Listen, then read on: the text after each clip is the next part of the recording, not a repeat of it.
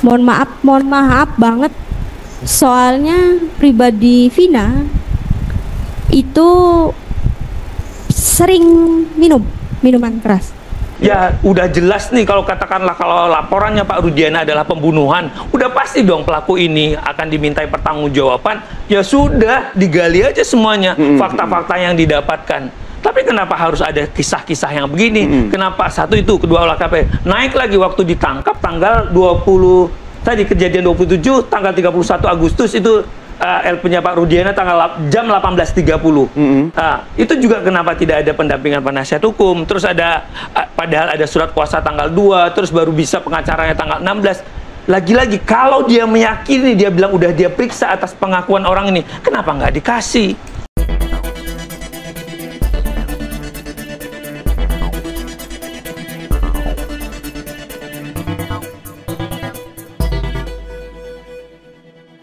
Oke, balik lagi tentunya bersama Coach Channel Official di suasana malam hari ini, dan kita coba untuk nanti ya kita akan mereaction tentunya dari Otto tercengang dengan kesaksian Widi.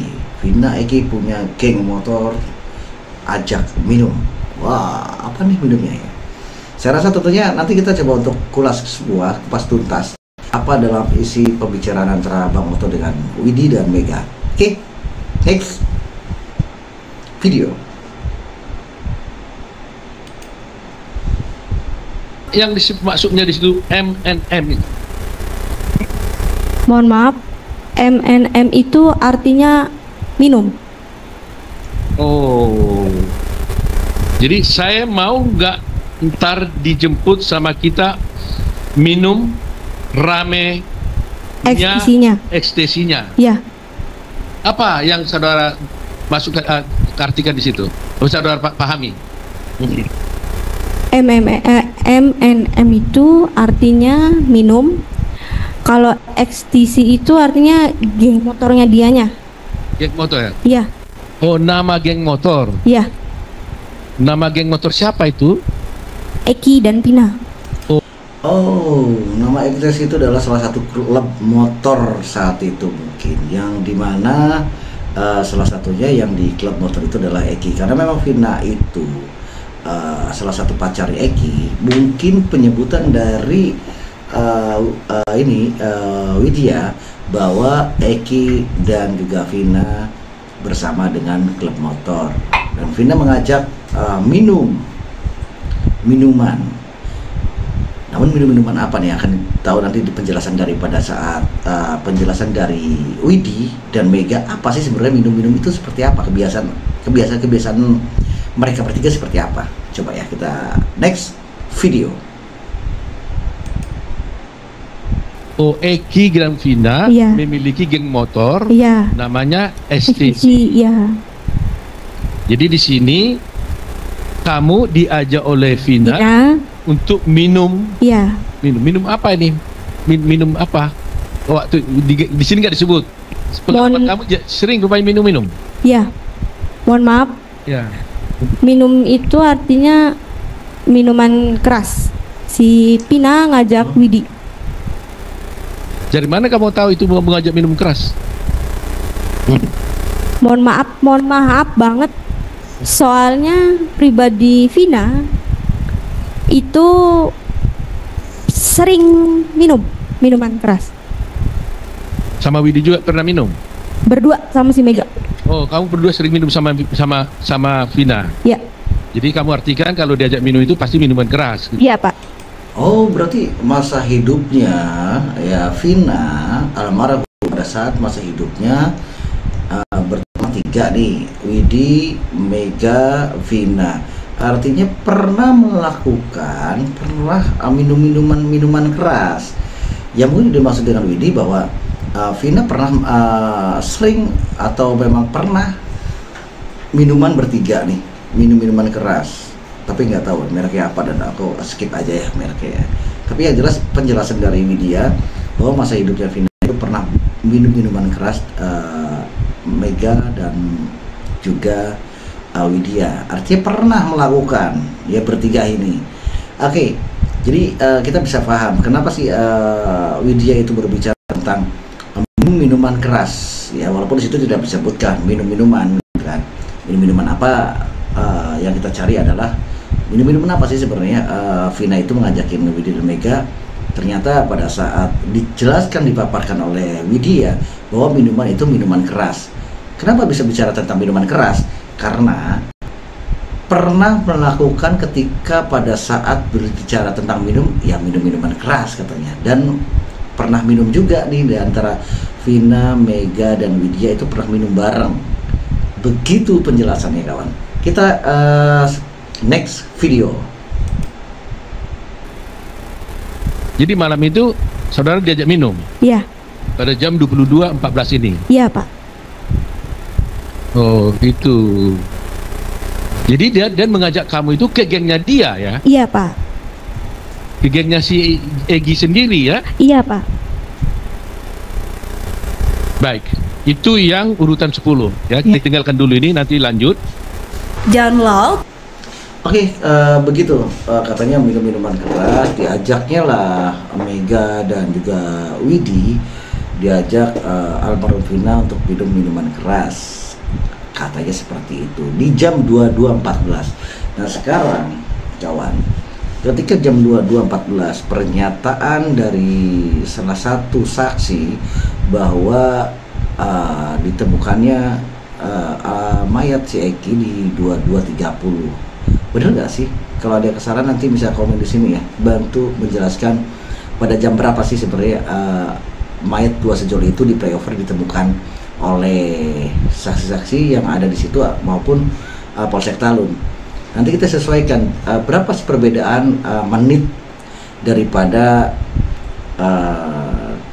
ekstraksi handphone si Widya di 22.14 masih berkomunikasi dengan almarhum Vina. Dan jam berapa sih ditemukannya almarhum ini dua sejoli ini di flyover? Nanti kita jadi studi banding buat teman-teman yang tahu, ya kan? Buat teman-teman yang tahu kapan sih ditemukan mayat, di jam berapa sih ditemukan mayat Eki dan Vina di saat itu. Nanti kita coba untuk mengilustrasikan bahwa di jam 22.14 itu masih hidup, dipastikan masih hidup. Karena dari mana bisa menyatakan hidup? Dari ekstraksi handphone ya, tab-nya Widya, karena mereka masih komunikasi itu berdua tuh lewat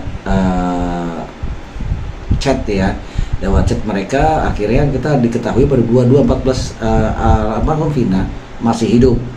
Nah jadi pertanyaannya, kapan, jam berapa ya ditemukannya dua sejoli ini di flyover?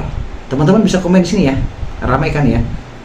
Oke, nanti kita untuk video kedua, next, let's go untuk video kedua. Nah, kali ini tentunya ada yang menghebohkan, ya kan? Elsa rendahkan perjuangan Kang Deddy. Elsa dendam karena Deddy Liga akui kebohongan karena Kang Deddy. Apakah betul pernyataan itu? Kita pengen dengar. Apa sih, sedalam apa sih yang dibahas? Tentunya ini dikutip dari sorotan netizen. Oke, kita coba play. Let's go. Meter tuh 50 meter gitu kan. Kita bicara fakta, Pak Doni, bahwa jalan itu memang hanya 6 meter. Ukuran jalannya 6 meter. Memang 6 meter. Tambah Terus sepadan 2 jalannya meter, 2 meter, jadi 10. seluruhnya Kak, Iya. 10 meter, jadi jangan ditambah jadi 100 meter. Ini saya juga nggak tahu tiba-tiba 100 meter. Pertanyaannya 100 meter. Nggak, tadi saya tanya. Padahal si Aep itu nggak pernah ngomong itu. Iya. Nah, mereka ini Aep. Nenek Elsa, Aib itu sudah ada pernyataannya dalam salah satu pernyataannya di podcast. Melihat jarak pandangnya Aib itu 100 meter. Coba deh Bu Elsa tanya ke Aib aja langsung nih, ya kan? Biar tidak ada simpang siur di pernyataan Bu Elsa dengan pernyataan Aib. Karena kan Aib itu salah satu kuasa hukum dari Bu Elsa, salah satu kuasa hukum dari Aib nih. Tanya aja biar nggak salah nih, ya kan? Biar tidak asumsi-asumsi yang dikeluarkan oleh nenek ini, ya kan? Jadi langsung aja tanya, pernah nggak Aib untuk mengatakan bahwa jarak pandang dia 100 meter? Ya kan? Pernah nggak teman-teman? Next video. Aep dengan mereka, Dede dengan udah kenal mereka karena di sini tempat dia cuci kerjanya, di sini warung Madura, di sini tempat tongkrong Ibu Nining ini, mereka bergaul. Jadi kalau kita kenal, nggak usah kita lihat dari jalannya aja, dari punggungnya aja, Iya, kita bisa tahu. Posturnya bisa. Loh, kok beda dengan persidangan di TKP ya, warung ini nih, kawan-kawan. Kalau kita melihat dari peta apa yang disketsakan oleh Bu Elsa, ya, ini warung yang ini depan percis ya, depan percis cucian mobil dan motor si AF itu kerjanya AF dengan warung Madura ini saya rasa tempatnya bukan di situ deh, karena jarak daripada yang dinyatakan bahwa pada saat sidang TKP jaraknya 120 lah kurang lebihnya, itu jauh. Tapi dengan sketsa yang Ibu Elsa Sharif ini yang dinyatakan bahwa sketsa yang mungkin benar menurut Ibu Elsa, itu berbeda dengan sidang TKP saat kemarin, kawan. Kita coba lihat lagi sketsa seperti apa.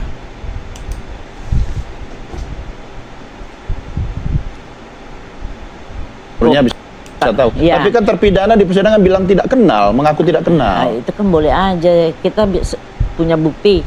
Waktu Peggy dibilang nggak kenal B, nggak ini. Waktu begitu dia dilepas dari perapitnya langsung, oh iya Sudirman teman saya. Ini sebenarnya. Jadi saya itu biasa sama orang-orang seperti itu. Ya, tadi yang saya tanyakan ke Bang Reza itu posisi berdiri AF melihat bukan. Di sini melihat kejar-kejaran gitu. Betul. Ini kan cuma di jalan yang sama kan? Di jalan yang sama, dan dia di warung Madura. Di sini mereka kejar-kejaran sampai ke sini. Di sini dipukul, terus udah tuh balik lagi, dibawa ke sini di tempat kebun kosong. Ini berarti jauh dong Bu Elsa? Nggak jauh. Ukuran jalan memang 6 meter, tetapi 3 menit. 3 menit menurut saya ketika menggunakan kendaraan motor itu bisa jauh. Ya, kalau jalan kaki mungkin berbeda ya. Enggak, 3 menit. Oke, Pak Asmi komentar Dan Anda? kita sudah coba itu 3 menit. 3 menit pakai apa? Motor. Wah, 3 menit pakai motor mah nggak mungkin 6 meter. Enggak, yang masuk. Aduh, Bu Elsa, kalau memakai kendaraan sepeda motor yang ditempuh 3 menit, berarti jarak ya bukan 6 meter. Coba kasih paham deh, Prof. Azmi, kasih paham, biar paham nih. Enggak, yang maksud saya bukan ininya yang melihat kejar-kejarannya 6 meter, melihatnya, ya. Tapi membawa dia dari pembantaian ke diletakkannya jenazah korban itu jaraknya 3 menit. Oke, Pak Asmi. Sebentar. Ini kadang-kadang Bu Elsa saya juga bingung nih. Jarak 3 menit itu maksudnya apa? Waktunya 3 menit gitu atau jaraknya 3 menit? Kalau kita mengartikan jarak berarti berapa jarak antara dari di belakang showroom tempat eksekusi ke flyover, berarti kalau bicara tentang jarak berapa kilo bukan berapa menit. Sepertinya begitu Bu Elsa pengertiannya. Maka saya kurang paham juga nih. Coba kita dengerin lagi teman-teman. Saya berpikir begini ya, kenapa ada Pak Reza, Bu Elsa atau siapapun itu untuk mengukur kembali jarak-jarak tersebut. Kalau kita mau balik lagi, sebenarnya kan pintu masuknya perkara ini kan ada di tingkat kepolisian. Separah apa sih? Kenapa pada waktu olah TKP tidak bisa clear? Sudah direkonstruksi gitu loh. Kalau sudah direkonstruksi, kenapa ada perbedaan pandangan begini? Gitu loh. Kalau dia teliti, dia jelas, dia clear, nggak ada dong kegaduhan seperti ini, Bu Elsa. Artinya ketika ada rekonstruksi tidak mungkin ada perbedaan. Tidak mungkin dong, rekonstruksi di tempat itu kan yang sama, kasus yang sama. Orang yang merekonstruksi itu punya kompetensi Betul nggak? Mereka juga punya berita acara sumpahnya segala macam. Ya. Loh, kok hari ini kita masih memperdebatkan jarak lagi, gitu loh.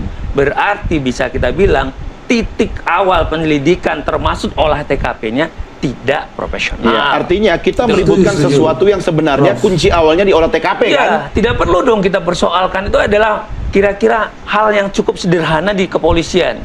Kalau itu clear, kan nggak perlu ada nih Bang Reja, Bu Elsa, atau siapapun lagi. Clear lah, berarti kan tidak clear. Masa jaksa itu lagi-lagi kan, masa jaksa, kamu lihat dong penyidik itu berapa jaraknya, pastikan benar-benar. Mengingat apa? Perkara ini perkara pembunuhan berencana. Ya kan?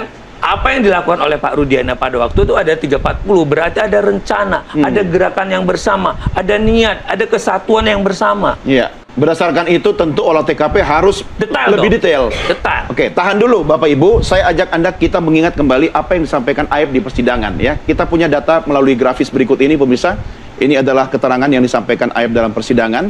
Posisi Aib saat Vina dan Eke meninggal, dia tidak tahu ada dugaan tindak pidana pembunuhan atau pemerkosaan. Ya, betul. Ini statement dari Aib. Kemudian pada tanggal 27 Agustus 2016 pukul 20.30 nongkrong bareng Dede ya, Bu Elsa ya. Iya. Di warung kopi dan fotokopi, toko fotokopi di Jalan Perjuangan Majasem, Kesambi, Kota Cirebon. Ini ada di Ya ada nih. Ini Dena Wak. yang Anda Ada, buat ya. iya. Oke, berikutnya. Aib melihat satu unit Yamaha Sion warna biru telur asin yang dikendarai satu orang laki-laki dengan menggunakan helm warna putih. Ini yang dia maksud mungkin Eki ya. Eki, ya. Kemudian memakai jaket biru tua, biru muda putih bertuliskan ecstasy. Selanjutnya, kesaksian Aib mengatakan bahwa melihat laki-laki itu berboncengan dengan satu orang perempuan, maksudnya Vina. Vina. Ya. Kemudian lewat di depan SMP 11 samping showroom mobil di Jalan Perjuangan Majasem Kesambi Kota Cirebon. Kedua orang yang dilempari itu tetap memacu kendaraannya. Confirm ya? Ya. Oke, kita lanjutkan lagi. Kita lanjutkan kesaksian Aib berikutnya di persidangan di Pengadilan Cirebon 2017. Ia melihat laki-laki itu berboncengan dengan satu orang perempuan. Oke, ini tadi ya. Maksudnya warna Dilempari. gelap itu rok pendek. Ini Vina ya. Almarhum. Oke, almarhum Vina yang kemudian dilempari batu oleh sekelompok orang yang sedang nongkrong. Kita lanjutkan. Ya, Aib melihat 4 laki-laki dengan 4 unit kendaraan motor mengejar satu motor merek Yamaha Sion warna biru telur asin. 2 motor yang mengejar memepet korban dari arah kanan dan kiri. Kemudian Aib dalam persidangan juga menyatakan bahwa 2 motor lain membuntuti korban dari belakang salah satu orang yang memepet korban dari arah sebelah kiri membawa balok bambu. Ya, tadi juga kalau Bu Elsa, Pak Asmi lihat ahli di persidangan ya. Kemudian memukulkan ke arah pengendara satu unit motor merek Yamaha Sion warna biru telur asin. Masih ada? Oke. Kesaksian Aib lainnya adalah pengendara yang dikejar tetap memacu kendaraannya ke arah sumber dan masih dikejar oleh 4 orang itu. Tidak beberapa lama kemudian saksi bernama Dede pulang ke rumah. Iya. Tapi kan Dede sudah mencabut semua pernyataan dia. Iya, Antara Dede dan Aib itu Dede sudah mencabut. Artinya, iya kan, bisa batal dong kesaksian Aib juga. Karena Aib dengan Dede itu bersamaan saat itu. Nah, gimana nih, Bu Elsa? Menurut Bu Elsa nih, coba kita pengen dengar menurut Bu Elsa seperti apa ini gambarannya. Ya, Dede itu mencabut, saya nggak tahu sebabnya apa. Dan mencabut itu tidak bisa semudah itu. Dia harus namanya diverifikasi, diaudit dulu pencabutan itu benar dan diproses hukum. Dan itulah yang menjadi novum. Nggak bisa, kita tuh hukum tuh nggak bisa kayak lidah tak bertulang. Hari ini ngomong A, hari itu ngomong B. Nah, sekarang saya beritahu ya, waktu kasusnya Peggy Setiawan itu kan ada BAP juga. Dede di BAP, Aib di BAP di Polres Karawang. Masih ngomongnya tetap sama, dia cabutnya setelah postingan nama Kang Dedi itu. Kang Dedi Mulyadi. Iya. Artinya kan dalam kondisi dia Nggak mengaku bisa loh. dia dalam kondisi dia bukan siapa-siapa. Kan Pak Dedi itu bukan. Iya, Dede itu mencabut kesaksiannya dengan tidak ada penekanan dari siapapun. Sudah dijelasin sama Dede. Bahkan Dede pun siap untuk menggantikan terpidana detik itu pada saat persidangan. Kan sudah dipaparkan seperti itu, artinya tidak ada penekanan apapun dari Dede ini. Jadi tidak ada unsur paksaan, dipaksa sama seseorang, tidak ada, atas kesadaran diri sendiri. Karena selama menurut Dede itu, karena kalau tidak jujur katanya ini muka udah jerawat semua, ketika udah jujur katanya Dede itu kan, ini dikutip dari Dede sendiri ya, ketika jujur kok sekarang bersih, itu pernyataan Dede. Dan Dede siap hari itu dibawa di kepolisian dan siap menunggu dari Mabes Polri untuk diperiksanya Dede, dan siap segala sesuatunya kalau menggantikan 8 terpidana pun dia siap. Gimana lagi? Apa kurangnya? Tidak ada unsur paksaan, sadar dari diri dia sendiri, mengakui bahwa dia gelisah kalau tidak mengakui selama ini beberapa tahun gelisah dengan viralnya ini. Dia gelisah, tidak bisa kurang tidur apa pikiran, dan akhirnya dia terpanggil hatinya untuk mencabut dan memberikan suatu kesaksian di dalam persidangan. Gak ada salahnya dan tidak ada unsur paksaan juga sama Dede, gitu loh seharusnya. Coba kita lihat lagi deh, next video. Pak Deddy itu bukan siapa-siapa, bukan penyidik, bukan jaksa, bukan apa. Semua orang hobi banget posting. Sekarang macem-macem tuh orang senang banget masuk TV, masuk podcast ngomong ngawur-ngawuran. Padahal itu nggak bisa, hukum itu nggak bisa dipermainkan seperti itu. Dan harus bertanggung jawab keterangan itu. Dia siapa? Harus penyidik, dan itu harus diverifikasi dengan keterangan yang lain. Nggak bisa. Iya, Pak Asmi. Saya sih mengambilnya dari catatan yang tadi. Saya tertarik dengan ada memacu kendaraan. Sewaktu ada memacu kendaraan, muncullah pikiran saya, pasti kan ada alat bukti yang lain. Ada CCTV di jalan, ada perumahan yang lewat, ada toko-toko yang mungkin 24 jam. CCTV nggak ada waktu itu. Kenapa tidak ada 2000 untuk tahun 2016 sudah ada dong? Nggak, ada perumahan yang lewat. Kalaupun tadi dibuat ada memacu ya, kata memacu dan segala macam, karena ini kan ada 2 titik kan, dari SMP 11 ke flyover Talun tadi yang dibawa itu kata segala titin macam. ada sebenarnya, tapi gelap dan tidak dijadikan barang bukti. Kata titin ya, bukan kata tapi saya saya. sudah ke sana dan saya sudah cek CCTV itu ada yang punya kompleks real estate, tetapi tidak arahnya tidak bukan ke jalan. ke arah jalanan ini. Tidak, tapi, dia itu CCTV untuk kompleks dia. Ya. Jadi itu nggak di ada 2016 atau di 2016. Oh, Dan saya tanya, dan sekarang mereka bikin lagi, tapi tetap mereka tidak ke arah jalan. Mereka hanya untuk kompleks. Yang menarik Pak Asmi Jadi tadi, yang apa yang Ibu Titin bilang ada CCTV nggak dibuka itu ada. Saya udah cek benar sampai saya tanya persis. Jadi benar nggak ada CCTV waktu itu? Tidak ada. ya, Jadi silakan. Sebentar nih. Ini dalam 2016 itu ada pernyataan dari salah satu saksi bahwa ini pernyataan dikutip dari Ibu Titin ya, bahwa ada CCTV, dan pernyataan itu ada di saat persidangan 2016.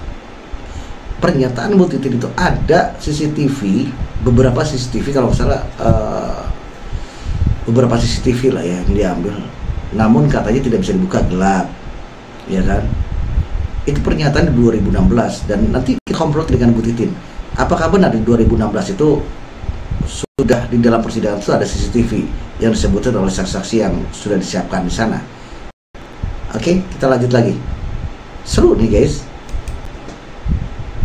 Jadi saya tidak bisa klaim itu, karena kan penyidik biasanya punya untuk sebuah kota ya, tidak gitu. Rasanya di 2016, makanya tidak bisa di titik perumahan saja, harus dilihat kan beberapa alur itu kalau mau objektif gitu loh, sampai menuju ke flyover tersebut, titik-titik mana yang segala macam.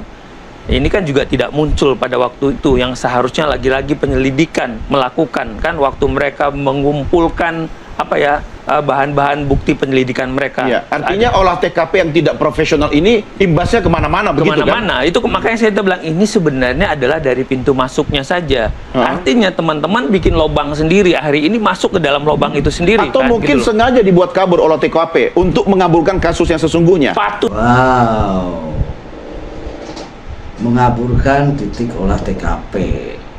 Kita seru nih. Jadi perbincangan ini antara Prof. Azmi, host, dan juga Ibu Elsa semakin seru ya. Dugaan-dugaan itu muncul semua, artinya ada dugaan bahwa ada pembuat kabur titik TKP, dan kita pengen tahu jawaban dari Bang Azmi ini apa yang dipaparkan oleh hostnya nih. Seru nih guys, video. Patut diduga karena itu tadi, karena kewenangan mereka yang melekat. Kalau mereka tidak ada beban, kalau mereka tidak ada apa-apanya, ya udah jelas nih kalau katakanlah kalau laporannya Pak Rudiana adalah pembunuhan, udah pasti dong pelaku ini akan dimintai pertanggungjawaban. Ya sudah, digali aja semuanya fakta-fakta yang didapatkan. Tapi kenapa harus ada kisah-kisah yang begini? Kenapa satu itu, kedua olah TKP, naik lagi waktu ditangkap tanggal 20 tadi kejadian 27, tanggal 31 Agustus itu LP-nya Pak Rudiana jam 18.30. Nah, itu juga kenapa tidak ada pendampingan penasihat hukum. Terus ada padahal ada surat kuasa tanggal 2, terus baru bisa pengacaranya tanggal 16. Lagi-lagi kalau dia meyakini, dia bilang udah dia periksa atas pengakuan orang ini, kenapa nggak dikasih? Betul. Kalau memang pada saat itu penyidikannya, kata Prof. Azmi, penyidikan sudah benar. Kenapa sih hal yang kuasa hukum tidak dihadirkan atau kuasa hukum tidak boleh dibolehkan untuk ketemu gitu? Seharusnya kalau memang itu prosesnya benar, kenapa harus kuasa hukum itu menunggu berapa hari baru tetap bisa ditemukan dengan terpidana tersebut, ya kan? Ada apa ini? Makanya Prof. Azmi berbicara ini sebenarnya peristiwa seperti apa gitu? Kenapa ada seperti itu? Kenapa ada kayak semacam tidak ada pendamping hukum? Terus kenapa sih kuasa hukumnya tidak bisa ditemukan, tidak bisa menemui terpidana tersebut? Oke, kalau begitu kita next lagi, seru nih guys. Padahal antara jarak penangkapan ke penahanan itu kan 1x24 jam. Dia harus dapatkan pada waktu diperiksa, karena ini adalah perkara anak, itu adalah punya hak, punya imperatif wajib didampingi. Kenapa polisi juga takut? Gitu loh. Ada yang punya ditutupi? Iya dong. Atau kekurangan kemampuan untuk melakukan penyidikan secara profesional? Bukan kekurangan saja, dua irisan ini terjadi. Kekurangan kemampuan, tidak siap untuk terbuka terhadap fakta yang sebenarnya. Seharusnya saya akan berterima kasih dong ada lawyer untuk menyaksikan ini. Ini ya, begini ya. Maksudnya tugas polisi dibantu lawyer begitu? Bukan, bahwa itu kan melekat, ada pendampingan. Ada Saka Tatal yang masih anak, terus perkara itu di-split. Coba, jadi kita runutnya lagi. Kalau tadi Kak Elsa merunut waktu-waktu tersebut, runut juga. Kapan Pak Rudiana melaporkan, jam berapa? Setelah itu siapa yang diperiksa juga? Kenapa orang ini dilupakan? Terus ada rekaman juga terhadap CCTV yang bukan rekaman interogasi yang dilakukan Pak Rudiana. Untuk apa itu? Ini harus juga didekatkan nih. Gitu loh. Perlu rekonstruksi ulang. Ya, sangat perlu supaya apalagi dapat namanya itu rekonstruksi, supaya dapat objektivitas, supaya pikiran kita yang tadi disampaikan oleh Kak Elsa, kita tidak berhadapan dengan kata-kata, tapi dihadapkan dengan bendanya. Tahan dulu. Benda produknya polisi apa, benda produknya jaksa apa, sehingga kita bisa dekatkan, oh ini loh yang kurang bumbunya, di sini loh kurang letaknya. Karena kalau enggak kan semuanya akan keluarkan statement. Tapi dengan Bu Elsa mengeluarkan ini apa? Kita sandingkan, di mana sih yang mislinknya? Kenapa Anda tidak? Awalnya di TKP tadi, olah TKP. Bu Elsa sabar dulu ya, saya akan kembali ke Bang Reza Indragiri. Artinya pintu awal itu yang menentukan perdebatan kita berbulan-bulan belakangan ini. Bang Reza, ada statement Anda terkait dengan pernyataan dari dua pakar kita di studio ini? Oke, kita dengerin pernyataan dari disiplin ilmu, bagaimanapun saya mau komentari guru-guru saya ini. Janganlah, Bang Reza Indragiri. Kita butuh kepakarannya Bang Reza di sini.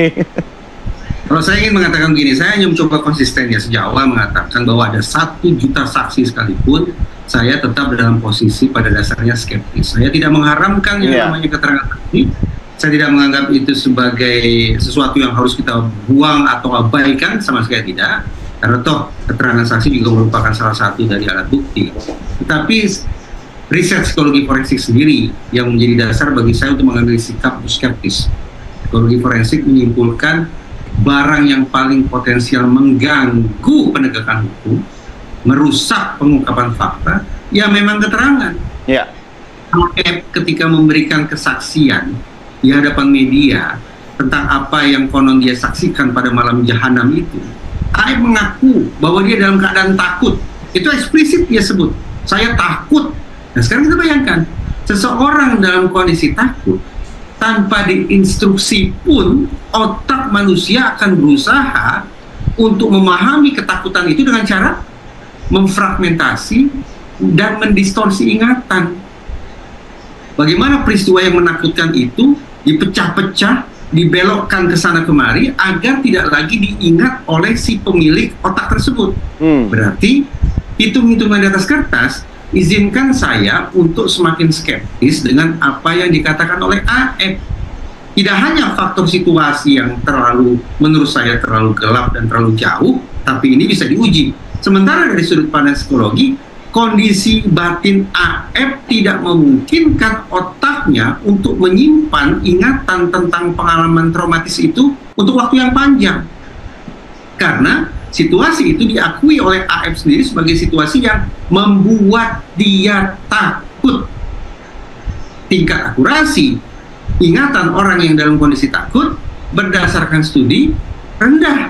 Jadi sekali lagi, saya tidak berpretensi ke kanan atau ke kiri, membela atau memberatkan, tetapi dari sudut pandang psikologi, saya memiliki sejumlah alasan untuk skeptis terhadap kualitas keterangan saksi yang bernama AF. Kualitas keterangan dari sudut pandang psikologi ditakar hanya dengan dua hal. Pertama, akurat dan lengkap. Namun sulit kiranya mencapai tingkat akurat dan lengkap ketika si pemilik otak dalam kondisi takut. Ya betul juga sih, kata masuk akal juga Bang Reza Indragiri, bahwa ketika ketakutan itu tidak mungkin selengkap itu, karena pola pikir kita itu